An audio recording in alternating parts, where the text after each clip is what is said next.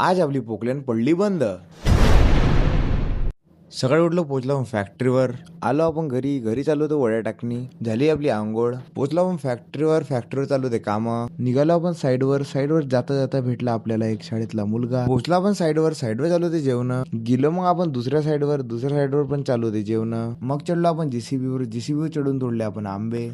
मग चालू केली आपण साईड. मग थोड्या वेळ बसलो आपण प्रमोद भाऊकडं. पोकल्यान झाली होती बंद. पोकल्यानं फेकला होता ऑइल. मग आपण चालू होतो थोडंसं ट्रॅक्टर. मग दकू चालवत होता जेसीबी. मग आम्ही युट्यूबवर पण पोकल्यान खोलली, पण ते काय आम्हाला जमली नाही. मग अमित भाऊनं बघितला फॉल्ट. मग नोजर वगैरे खोलून केले चेक. लेकिन ये साला कर क्या रहा है यहाँ पे? मतलब वो अलग ही लेवल का बंदा था. मग झाली आपली पोकल्यान ठीक. मग पारीव फसला होता ट्रॅक्टर. मग काढला त्याला प्रमोद भाऊनं बाहेर. निघालो आपण नेरीसाठी. पोहोचलो आपण फॅक्टरीवर. आलो आपण घरी. झाली तयारी आपली जिमची. आलो आपण जिम मध्ये होते आज आपलं फुल आर्म्स.